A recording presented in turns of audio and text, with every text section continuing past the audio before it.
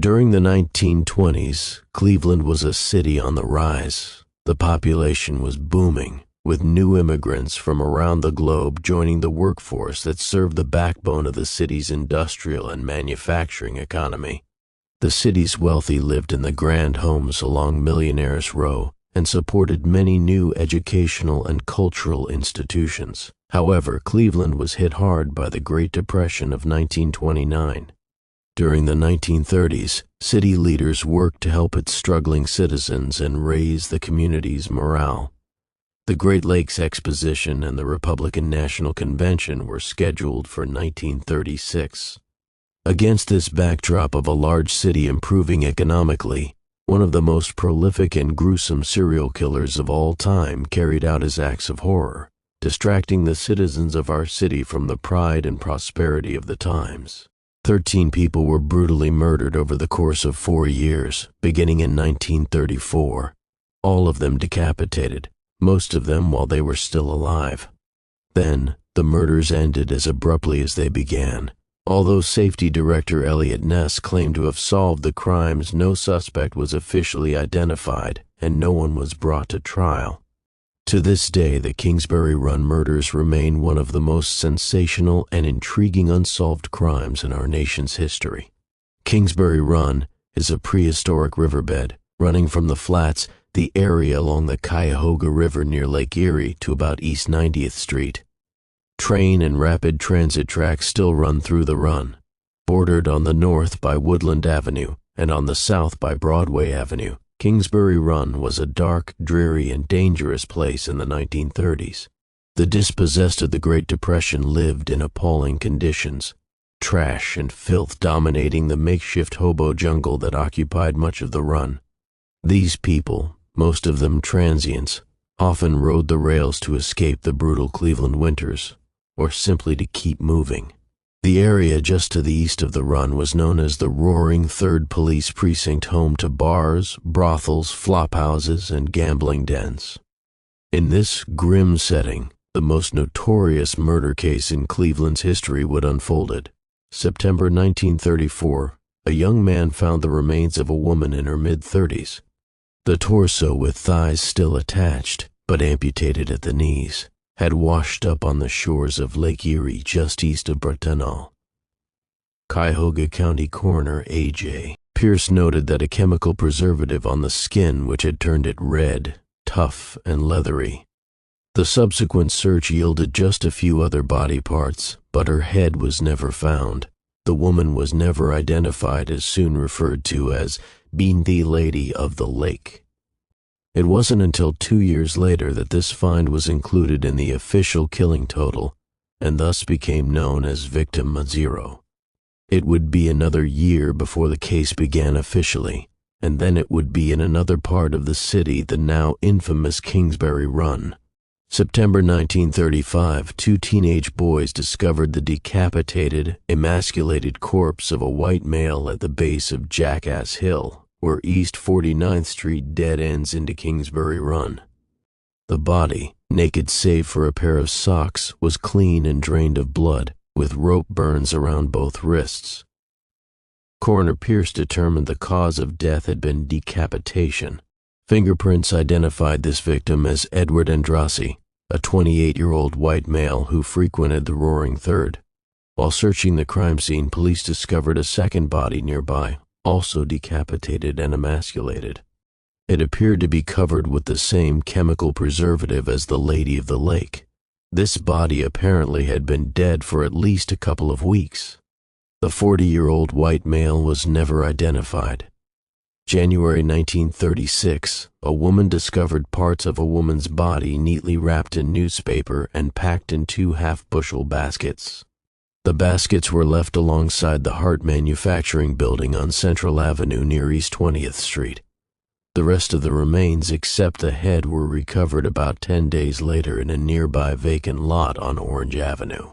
As with victims first and second, the cause of death had been decapitation. In this case, however, the killer waited for rigor mortis to set in before disarticulating the rest of the body. Cleveland police used fingerprints to identify victim third as Florence Polillo, a waitress and barmaid who at the time of her death resided at East 32nd Street in Carnegie, right on the edge of the Roaring Third. June 1936, early one morning in Kingsbury Run, two young boys discovered the head of a white male wrapped in a pair of trousers close to the East 55th Street Bridge. The next day, Cleveland police found the body of the 20-some-year-old man the next day, dumped in front of the Nickel Plate Railroad Police Building. Clean and drained of blood, the corpse was intact except for the severed head. Pierce again determined the death had been caused by decapitation. In spite of a fresh set of fingerprints and the presence of 6 distinctive tattoos on various parts of the body, police were never able to identify the victim. A plaster reproduction of the man's head, along with a diagram of the kind and location of the tattoos, were displayed at the Great Lakes Exposition of 1936. More than 100,000 people saw the death mask and tattoo chart, but the tattooed man was never identified.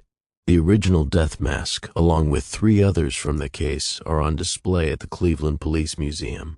July 1936, a teenage girl came across the decapitated remains of a 40-year-old white male while walking through the woods near Clinton Road in Big Creek, on the near west side of Cleveland. The victim had been dead about 2 months, and his head, as well as a pile of bloody clothing, was found nearby. Judging by the enormous quantity of blood that had seeped into the ground, this man had apparently been killed where his body was found. Victim 5th was never identified. September 1936, a man tripped over the upper half of a man's torso while trying to hop a train at East 37th Street in Kingsbury Run. Cleveland police searched a nearby pool, which was nothing more than a big open sewer, and found the lower half of the torso and parts of both legs. Police sent a diver in to make the recovery. The number of onlookers that turned out to watch the grim spectacle was estimated at over 600, and the killer may well have been among them. Victim 6th was in his late 20s, and the cause of death, yet again, was decapitation. Coroner Pierce noted that the lack of hesitation marks in the disarticulation of the body indicated a strong, confident killer, very familiar with human anatomy. The victim died instantly when the head was cut off in one bold, clean stroke. Victim 6th was never identified. Fall 1936, media frenzy, 6 brutal killings in 1 year, and the police had neither clues nor suspects. The Cleveland Press, the Cleveland News, and the Cleveland Plain Dealer all reported almost daily on the killings and the lack of a suspect. Tension was high. Who was the mad butcher of Kingsbury Run? Giving in to mounting pressure from Mayor Harold Burton, recently appointed Safety Director Elliot Ness got more involved in the case.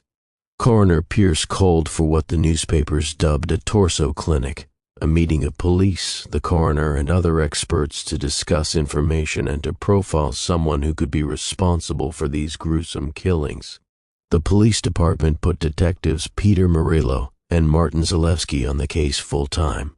They moved deftly through the seedy underworld that constituted the Run and the Roaring Third, often dressing the part while off-duty.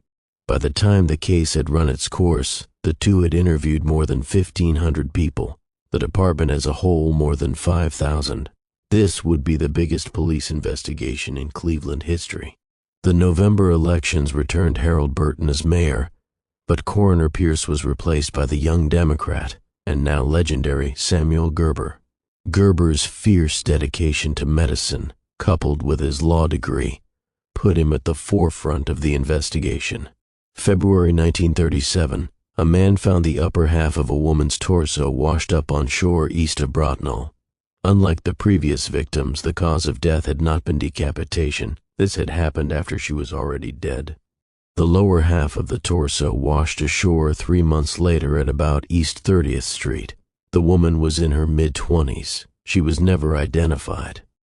June 1937, a teenage boy discovered a human skull under the Lorain Carnegie Bridge.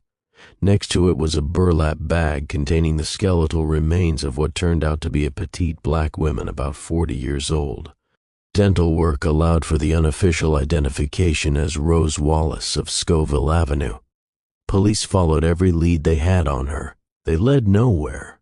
July 1937, There were labor problems in the flats in the summer of 1937, and the National Guard had been called in to maintain order. A young guardsman standing watch by the West 3rd Street Bridge saw the first piece of victim 9th Bobby in the Cuyahoga River in the wake of a passing tugboat. Over the next few days, police recovered the entire body, except for the head, from the waters of the Cuyahoga River. The abdomen had been gutted and the heart ripped out, clearly indicating a new element of viciousness in the killer's approach. The victim was in his mid to late 30s. He was never identified. April 1938. A young laborer on his way to work in the flats saw what he at first thought was a dead fish along the banks of the Cuyahoga River. Closer inspection revealed it to be the lower half of a woman's leg, the first piece of victim 10th to be recovered. A month later, police pulled 2 burlap bags out of the river containing both parts of the torso and most of the rest of both legs. For the first time, Coroner Gerber detected drugs in the system. Were the drugs used to immobilize the victim, or was she an addict? The answer might have come if they had found the arms, but they never did. She was never identified. August 16, 1938, 3 scrap collectors foraging in a dump site at East 9th and Lakeside found the torso of a woman wrapped in a man's double-breasted blue blazer and then wrapped again in an old quilt. The legs and arms were discovered in a recently constructed makeshift box wrapped in brown butcher paper and held together with rubber bands. The head had been similarly wrapped. Gerber noted that some of the parts looked as if they had been refrigerated. While searching for more pieces, the police discovered the remains of a second body only yards away. These 2 bodies had been placed in a location that was in plain view from Elliot Ness's office window, almost as if taunting him. Neither victim 11 or 12 were ever identified. August 18, 1938, at 12:40 a.m., Elliot Ness and a group of 35 police officers and detectives raided the homeless encampments in Kingsbury Run. 11 squad cars, 2 police vans, and 3 fire trucks descend on the largest cluster of makeshift shacks where the Cuyahoga River twists behind Public Square. Ness's raiders worked their way south through the run, eventually gathering up 63 men. At dawn, police and firemen searched the deserted shanties for clues.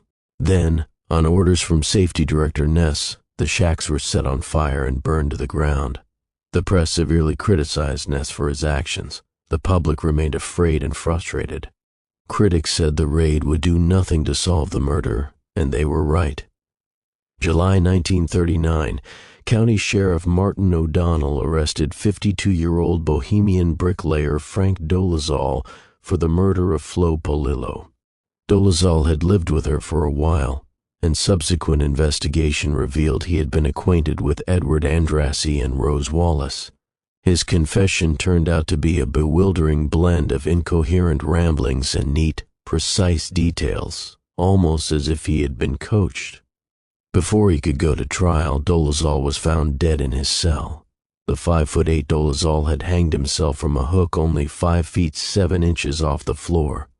Gerber's autopsy revealed 6 broken ribs, all of which had been obtained while in the sheriff's custody. To this day, few believe Frank Dolezal was the torso killer. The Kingsbury Run murders remain one of the most perplexing cases in our nation's criminal history. Rumors abound as to who may have been the killer. One thing is very clear. Elliot Ness had a suspect who he believed was undoubtedly the killer. This suspect continued to taunt Ness for years after the killings had stopped. All official police records on this case have been lost, destroyed, or removed. While the case is officially unsolved, many believe the identity of the torso murderer of Kingsbury Run has been known since the 1930s. Mysterious Dr. X was investigated by the police and interrogated by Elliot Ness, but no physical evidence was found linking him to the crimes.